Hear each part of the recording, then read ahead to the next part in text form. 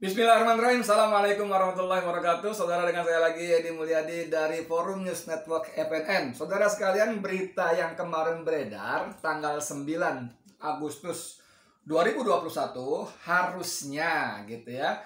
Harusnya Habib Rizik Syihab bebas sesuai dengan putusan Pengadilan Tinggi DKI Jakarta yang menguatkan putusan Pengadilan Jakarta Timur yang sebelumnya, Pengadilan Negeri Jakarta Timur. Walaupun jaksa penuntut umum mengajukan banding. Nah, menurut penghitungan pengacara seperti Aziz Yanuar, Ikhwan Tuana Kota, dan tentu saja harapan banyak umat Islam Indonesia, berharap kemarin seharusnya Habib Rizik Syihab bebas secara hukum. Demi hukum, kalau kata Aziz ya. Namun seperti kita ketahui ternyata tidak bebas. Paling tidak belum bebas ya. Belum bebas karena ternyata Pengadilan Tinggi Jakarta memperpanjang atau menerbitkan surat penahanan 30 hari untuk Habib Rizik Syihab untuk kasus swab di Rumah Sakit Umi Bogor ya. Ini kita baca dari Fakta Kini. Zalim, HRS gagal bebas karena PT itu Pengadilan Tinggi DKI tetapkan penahanan 30 hari untuk perkara Habib Rizik di Rumah Sakit Umi. Ya, Fakta Kini.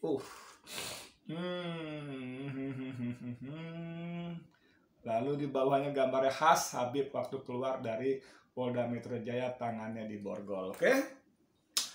Habib Rizik Syihab seharusnya hari ini, kemarin maksudnya Senin 9 Agustus 2021 bebas demi hukum dan bisa pulang ke rumah karena telah menjalani putusan kasus kerumunan Petamburan dan Megamendung. Harusnya bebas ya. Namun mendadak Pengadilan Tinggi DKI Jakarta mengeluarkan surat penahanan terkait kasus Rumah Sakit Umi selama 30 hari hingga 9 September 2021 hingga HRS tidak jadi bebas. Belum. Habib dilakukan penahanan kembali untuk perkara yang berbeda, ujar pengacara Habib Rizik Syihab, Ikhwan Tuana Kota saat dihubungi Senin kemarin ya. Ikhwan menjelaskan masa penahanan Habib Rizik di kasus kerumunan Petamburan dan Megamendung memang sudah habis karena kan dipotong masa tahanan kan waktu kasus Megamendung itu kan 5 bulan atau 20 juta. Nah, Habib bayar. Untuk Petamburan 8 bulan kurang masa tahanan, habis hari ini harusnya ya. Hanya kata Iwan, Habib Rizik harus kembali menjalani penahanan selama 30 hari ke depan untuk kasus swab pada Rumah Sakit Umi. Harusnya memang bebas beliau hari ini karena perkara kerumunan Petamburan dan Megamendung. Hakim Pengadilan Tinggi menguatkan putusan Pengadilan Negeri Jakarta Timur dan karena sudah habis masa penahanan bebas harusnya. Tapi kemudian Ketua Pengadilan Tinggi melakukan penetapan penahanan 30 hari ke depan terhadap perkara Rumah Sakit Umi. Sungguh zalim. Nah, ini ya. Ini aneh ini. Nanti bukan saya ngomong ya, ada ahli hukum pidana yang top, Profesor Muzakir ya, nanti kita kutip ya. Hingga saat ini ini udah nggak usah ya. Jadi ini ada berita dari Profesor Muzakir, pendapat seorang ahli hukum pidana ya. Profesor Muzakir, surat penahanan dari Pengadilan Tinggi tak miliki legalitas hukum terhadap penahanan Habib Rizik ya. Saya bacain. Habib Rizik Syihab seharusnya hari Senin 9 Agustus 2021 kemarin bebas demi hukum dan bisa pulang ke rumah ya kan.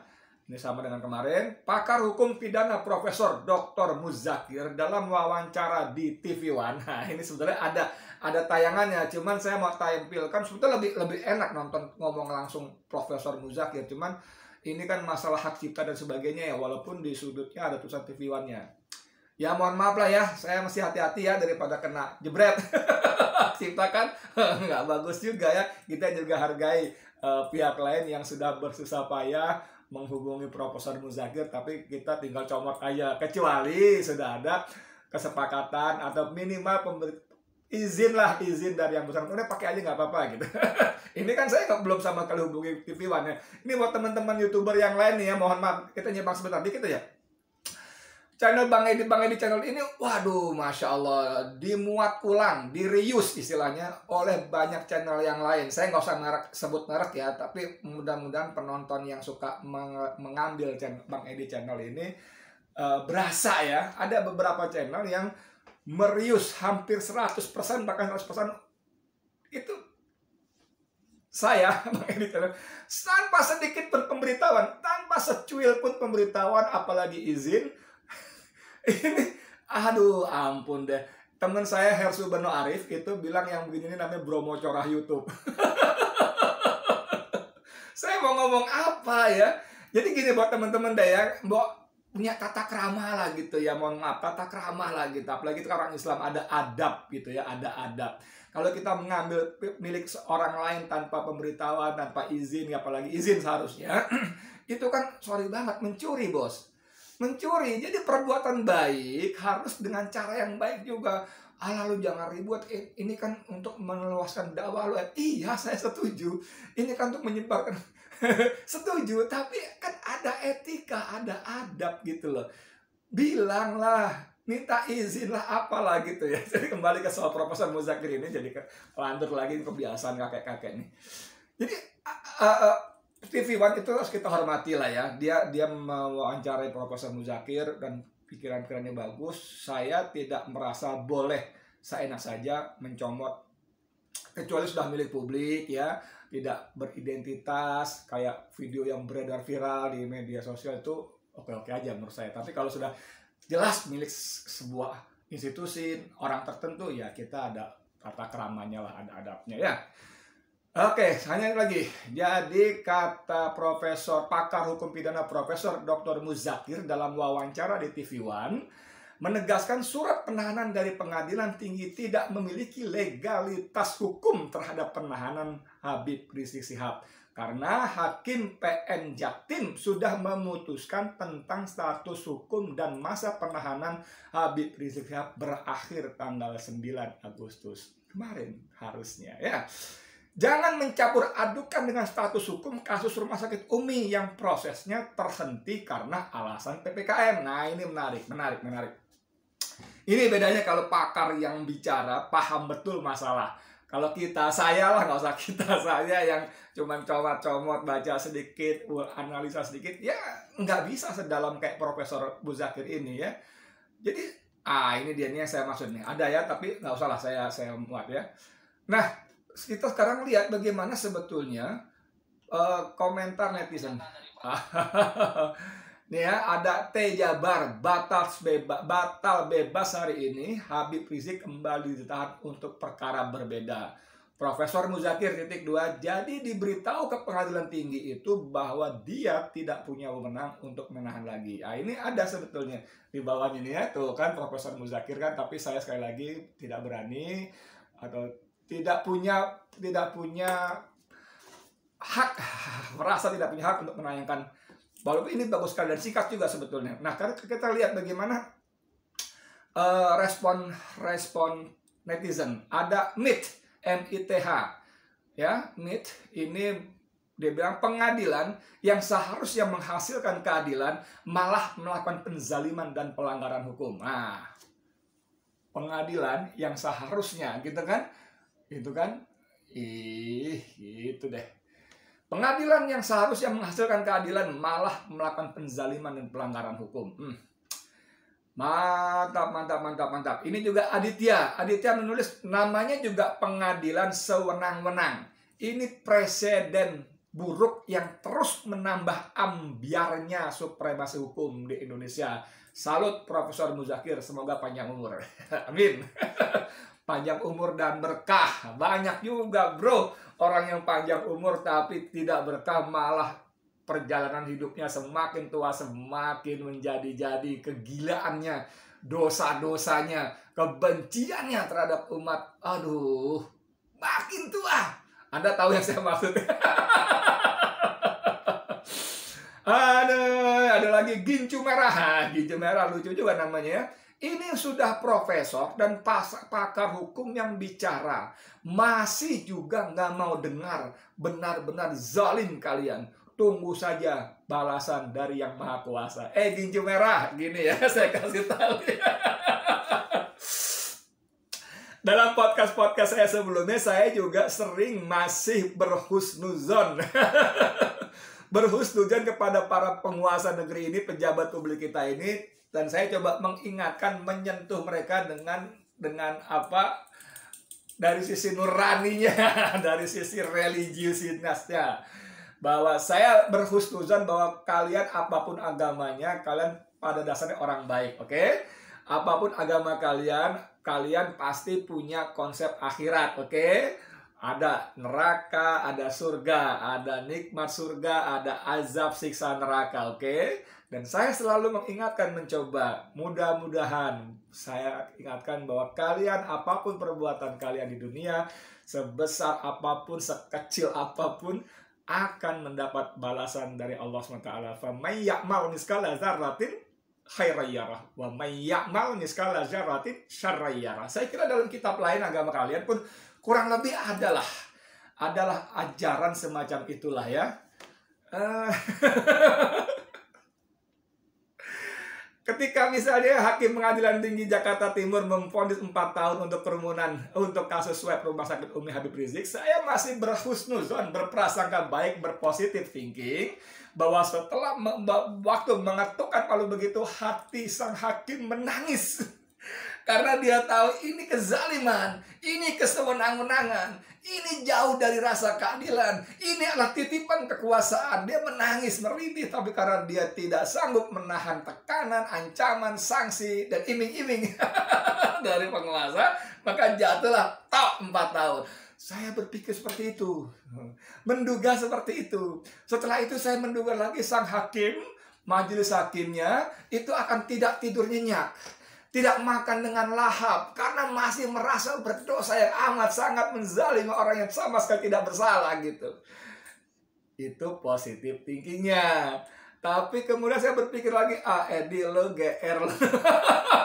Lu mana tahu kalau begitu mereka habis ketok palu, mereka masuk ke ruangan, mereka melakukan selebrasi tos. Oke, kita sudah melaksanakan tugas, tinggal nunggu sisa pembayaran atau apa dan sebagainya. Astagfirullahaladzim. Tapi gincu merah oke lah, gincu merah oke ya. Mengingatkan tidak ada salahnya. Kita terus berusaha. Ini pun saya ngoceh ngalor ngidul begini juga dalam rangka mengingatkan. Siapa tahu kemudian hatinya tersentuh, ya kan? Amin ya rabbal alamin. Aduh, ini ada lagi, sedikit lagi ya. Kata Tutus Al-Hadi, ternyata nggak hanya PPKM yang diperpanjang, penahanan HRS juga diperpanjang. Tagarnya ngikutin tren saat ini. Ya Allah, ya Allah, ya Allah, ya Allah, ya Allah. Ini Slamet Wahyudi. Wah, ini galak juga Slamet Wahyudi ini ya. Rezim yang sudah melemah pasti semakin takut pada kekuatan yang tegas dan berani mengkritiknya. Hanya bisa gunakan kekuasaan untuk menindas. Wis, selamat nih. Rezim yang melemah pasti semakin takut kepada kekuatan yang tegas dan berani mengkritiknya. Hanya bisa gunakan kekuasaan untuk menindas. Mas Slamet, hati-hati ya. Sebuah anti klimaks. Mari kita saksikan tanda-tanda keruntuhannya. Saya mau bilang amin nggak? Bolehlah kita bilang amin. Anda yang setuju dengan saya, yuk kita aminkan ya. Ini memang seperti ini. Ampun, ampun. Tapi masa berdoa aja kemudian jadi masalah sih? Masalah melanggar hukum itu saya berdoa, rezim meruntuh, amin. Wah, ini jadi masalah. Saya jadi ingat kasus Haikal Hasan yang mimpi ketemu Rasulullah pun dilaporkan ke polisi. Aduh, ampun deh. Satu lagi ya, Don Mike. Don Mike ini menulis makin kacau lembaga penegak hukum. Orang tak bersalah bisa saja dihukum. Padahal dalam putusan pengadilan tidak ada diktum yang menerangkan bahwa HRS harus dihukum. Ya. Saudara, inilah yang terjadi di negeri kita. Bagaimana seperti kata Habib dalam salah satu persidangannya, beliau mengatakan ini persidangan penuh rekayasa, kasat nyata, fakta, apalagi waktu itu dia bilang penuh rekayasa, kasat nyata, fakta, dan kasat mata. Nyata itu terjadi, fakta ada peristiwanya, dan kemudian beliau bilang kasat mata. Kasat mata itu bisa dilihat dengan mata telanjang, bisa dirasakan secara common sense. Wah, common sense lagi. Nggak perlu seorang ahli hukum semacam Profesor Muzakir tadi. Tidak perlu seorang ahli hukum pidana seperti misalnya Dr. Muhammad Taufik yang, waduh, dasar Dr. Pak Taufik, Masya Allah, apa kabar? Sehat-sehat ya, dok ya? Waduh, dokter ini luar biasa sekali. Atau seperti siapalah anak muda keren yang kritis seperti pengacara advokat Ahmad Kozinuddin ya, sastrawan politik kita. Nggak perlu orang-orang terdidik, terlatih seperti itu.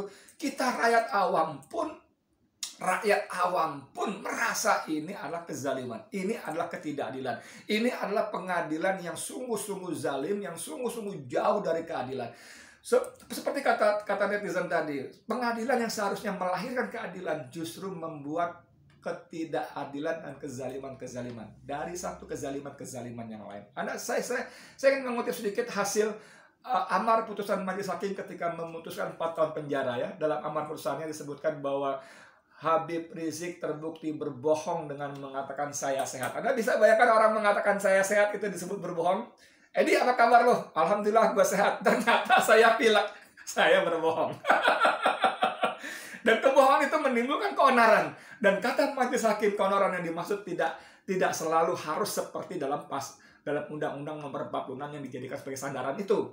Tapi keonaran ini adalah keonaran di media sosial. Anda bisa bayangkan nggak akal sehat kita dipaksa menerima versi majelis hakim bahwa keonaran di media sosial pun bisa menjerat seseorang akibat kebohongan yang tadi saya sehat gitu loh. Saya mengatakan saya sehat bukan di kantong saya ada 11.000 triliun loh, bukan. Mengatakan saya sehat alhamdulillah segar, bukan mengatakan SMK sudah 6.000 unit dipesan loh. Itu kebohongan yang nyata, itu jauh nyata sekali itu loh. Tapi tidak apa-apa kan? Ini mengatakan saya sehat alhamdulillah, itu kebohongan dan menimbulkan keonaran di media sosial. Kemudian salah satu disebut keonaran adalah adanya aksi demonstrasi di perumahan di apa sih namanya kemarin? Astagfirullahaladzim. Di Sentul. Di Sentul. Dan demo itu sudah dibahas dalam kasus di Megamendung.